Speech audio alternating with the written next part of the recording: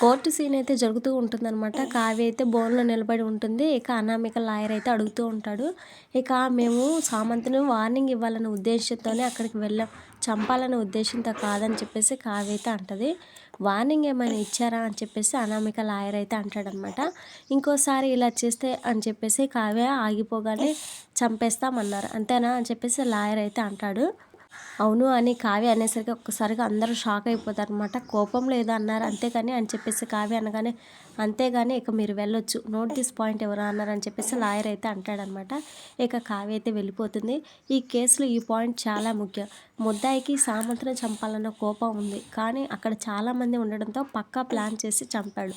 తర్వాత శవాన్ని కారు డిక్కీలో పెట్టుకుని మాయం చేసేందుకు తీసుకువెళ్ళాడు అని చెప్పేసి అనామిక లాయర్ చెప్పగానే డిఫెన్స్ లాయర్ లేచి, అది పూర్తిగా ఆధారితం కాదు, దీనిపై క్రాస్ ఎగ్జామినేషన్ చేయడానికి ఇన్వెస్టిగేషన్ చేస్తున్న ఎస్ఐని విచారించాలని కోరుతున్నానని చెప్పేసి రాజు తరపు ఉండే లాయర్ అయితే అంటాడనమాట. ఇక అప్పు అయితే బోన్లోకి అయితే వస్తుందన్నమాట. రాజుగారిని ఏ ఆధారంతో అరెస్ట్ చేశారని చెప్పేసి లాయర్ అయితే అడుగుతాడు. అనామిక మిస్సింగ్ కేసు ఇచ్చి రాజుపై అనుమానం ఉందనడంతో సెర్చ్ వారెంట్కు వెళ్ళామని చెప్పేసి అప్పు అయితే చెప్తుంది. రాజ్ చంపడం కానీ డిక్కీలో శవం పెట్టడం కానీ మీరు చూసారా అని చెప్పేసి లాయర్ అయితే అడుగుతాడు. లేదు, కేవలం కారులో శవాన్ని ఐడెంటిఫై మాత్రమే చేశా అని చెప్పేసి అప్పు అయితే అంటదనమాట. కారులో శవం కనపడగానే అరెస్ట్ చేస్తారా అని చెప్పేసి అనగానే ఇక అనామిక కంప్లైంట్ ఇచ్చిందని అరెస్ట్ చేసాం అంతేనా అని చెప్పేసి లాయర్ అయితే అంటాడు. అవును అని చెప్పేసి అప్పు అయితే అంటదనమాట. లాయర్ అయితే అప్పుని ఇంక వెళ్ళిపోమంటాడు. ప్లీజ్ నోట్ దిస్ పాయింట్ ఎవరు అన్నారు. నా క్లయింట్ సామంతిని చంపడానికి చూసిన ప్రత్యక్ష సాక్షి లేదు, ఆయుధం కూడా లేదు. కేవలం అనామిక కంప్లైంట్ మూలంగానే అరెస్ట్ చేసి కోర్టులో నిలబెట్టారని చెప్పేసి లాయర్ అయితే అంటాడనమాట.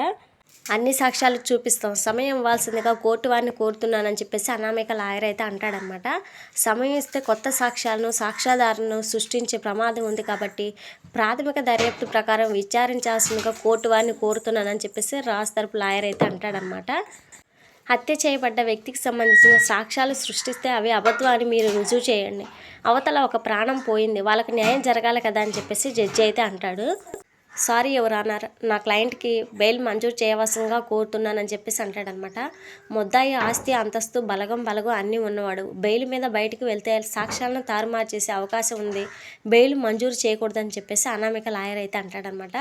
వాళ్ళు కొత్త సాక్ష్యాలు పుట్టిస్తే వాటిని తప్పుడు సాక్ష్యాలు రుజువు చేసే అవకాశం ఉంది. కానీ ముద్దాయి సాక్ష్యాలను లేకుండా చేస్తే ఆ రిస్క్ కోర్టు తీసుకోవడానికి సిద్ధంగా లేదు కాబట్టి బెయిల్ రిజెక్ట్ చేస్తున్నాను. ఇప్పటిదాకా మర్డర్ చేసిన వెపన్ కానీ పోస్టుమార్టం రిపోర్ట్ కానీ ప్రజెంట్ చేయలేదని చెప్పేసి జడ్జి అయితే అంటాడనమాట.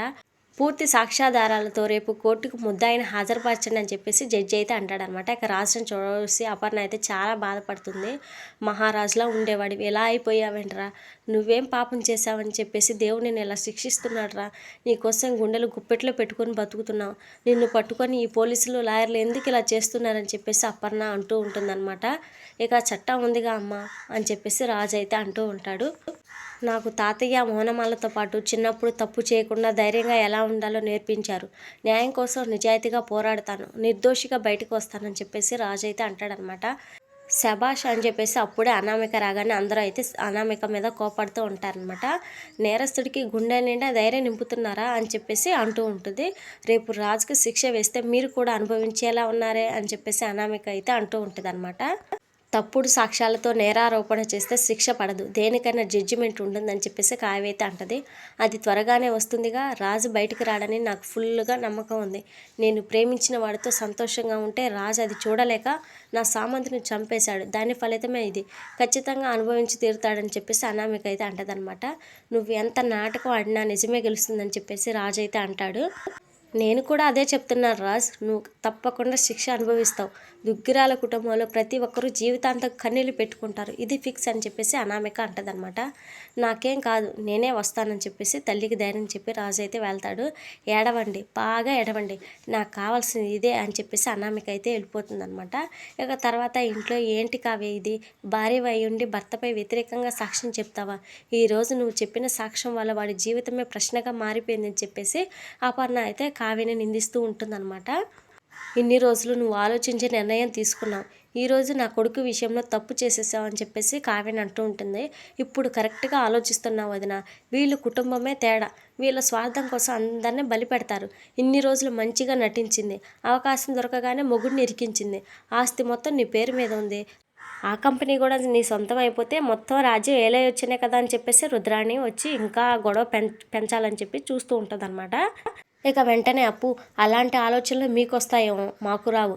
ఈరోజు అక్క చేసిన పని చాలా కరెక్ట్ అని చెప్పేసి అప్పు అయితే అనగానే, ఏంటి కరెక్ట్ అని చెప్పేసి ధాన్యలక్ష్మి అయితే అంటదనమాట. భర్తకు సపోర్ట్ చేయకుండా మా రాజుని ఇరికించేసింది. మీ ముగ్గురు మా కుటుంబం పతనం కోసమే పుట్టారని చెప్పేసి ధాన్యలక్ష్మి అయితే అంటదనమాట. ఎవరి పతనం కోసం పుట్టారు? మా కాపురాన్ని మేమే పతనం చేసుకునేందుకు పుట్టామా? కోర్టులో అబద్ధం చెప్తే తప్పు కానీ నిజం చెప్తే తప్పేంటి అని చెప్పేసి కావ్య అంటదనమాట. నువ్వు ఎప్పుడూ అబద్ధాలు చెప్పలేదా? ఆస్తులు తాకట్టు పెట్టలేదా? అవన్నీ తప్పులు కాదా అని చెప్పేసి రుద్రాణి అయితే అంటదనమాట. రుద్రాణి అది తప్పు కాదు, మా బావ ఇచ్చిన మాట నెరవేర్చిన ప్రయత్నం అని చెప్పేసి ఇందిరాదేవి అయితే అంటదనమాట. మనం ఇలా ఉన్నామంటే కారణం కావ్య. ఈరోజు ఇదే ఇంట్లో నిలబడి ఈ చెత్తంతా వాగుతున్నావేంటని చెప్పేసి ఇందిరాదేవి అయితే ఇక తిడుతూ ఉంటుంది అనమాట రుద్రాణిని. అది జీవితాంతం నీ మనవడి జైల్లో కూర్చోబెట్టుకుతూ సాక్ష్యం చెప్పిందమ్మా అని చెప్పేసి రుద్రాణి అయితే అంటదనమాట. చాలే నోర్ము, రాజు నిర్దోషాన్ని నమ్మింది కాబట్టి నిజాన్ని కోర్టులో నిర్భయంగా చెప్పిందని చెప్పేసి ఇందిరాదేవి అయితే అంటదనమాట. అపర్ణ, నువ్వు కూడా కావ్యని తప్పు పడుతున్నావు అంటే నేను నమ్మలేకపోతున్నాను. నీకు విషయం గుర్తుందా? రాజు బిడ్డను తీసుకొచ్చి తనే బిడ్డ అంటే అందరూ అనుమానించారు, కానీ కావ్య మాత్రం ఆయన అలాంటి వాడు కాదని నిజాన్ని బయటపెట్టింది. ఆ రోజు నువ్వు తల్లిగా ఓడిపోయిన నా మనవరాలు మాత్రం నా మనవడికి అండగా నిలబడింది. అలాంటి మనిషి నా మనవడు జైలుకు వ్యతిరేకంగా సాక్ష్యం చెప్పిందంటే ఎలా నమ్ముతున్నావు, ఎలా ప్రశ్నించగలుగుతున్నావు అని చెప్పేసి ఇందిరాదేవి అయితే అపర్ణకి గతం మొత్తం గుర్తు చేస్తూ ఉంటుందన్నమాట. ఇక వెంటనే అప్పు కూడా, అక్క నిజం చెప్పి మంచి పని చేసింది, ఇప్పుడు అబద్ధం చెప్తే తర్వాత నిజాలు బయటకు వస్తాయి, అప్పుడు మనమే కదా ఇరుక్కుంటా అని చెప్పేసి అంటదనమాట. ఇక వెంటనే ఇందిరాదేవి, రాజు జైలుకి వెళ్తే తల్లిగా నువ్వు బాధపడతావు, నేను ఓదార్చడానికి నీ భర్త ఉంటాడు, నన్ను ఓదార్చడానికి నా బావ ఉన్నాడు, కానీ ఒంటరి అయ్యేది ఈ పిచ్చిదే కదే. ఈ ఇంటి పరువును కాపాడడానికి ఆస్తి కోసం పోరాడింది, ఈరోజు ఇంటి వారసుని కాపాడుకోవడానికి కూడా ఒంటరిగానే పోరాడుతుంది, దానికి మనమందరం ఇస్తుంది ఏంటి, నిందలా అని చెప్పేసి ఇందిరాదేవి అయితే అంటూ ఉంటుందన్నమాట. భర్తని ఎలా కాపాడుకోవాలో తెలియక తన మనసులో ఒక యుద్ధమే జరుగుతున్నా బయటికి మాత్రం మౌనంగా ఉన్న దీన్ని ఎవరే ఓదార్చేదని చెప్పేసి ఇందిరాదేవి అయితే అంటుందన్నమాట. ఇక వెంటనే అపర్ణాదేవి ప్రేమగా కావ్యని హక్ చేసుకొని సారీ అయితే చెప్తుందనమాట. ఇక తర్వాత రాజుకి అయితే క్యారేజ్ తీసుకొని పోలీస్ స్టేషన్లో భోజనం అయితే తినిపిస్తుందనమాట కావ్య. ఇక తర్వాత కోర్టులో రాజు పట్టుకున్న రాడ్ తెప్పించి దానిపై వేలి ముద్రలు మ్యాచ్ అయ్యాయి అని చెప్పేసి జడ్జి అయితే చెప్తాడు. ఇది ఫ్రెండ్స్ మరి వాళ్ళ వీడియో. నెక్స్ట్ ఏం జరగబోతుంది, అసలు ఆ సామంత్ని రాజు చంపలేదని చెప్పే నిజాన్ని అప్పు కావ్య ఇద్దరు కలిసి ఏ విధంగా నిరూపిస్తారు ఏంటి అనేది మిస్ అవ్వకుండా తెలుసుకోవాలనుకుంటే మన ఛానల్ని వెంటనే సబ్స్క్రైబ్ చేసి పక్కనే ఉన్న బెల్ బటన్ని క్లిక్ చేయండి. అప్పుడే నేను పెట్టే ప్రతి వీడియో నోటిఫికేషన్ మీ దాకా వస్తుంది. Thank you friends.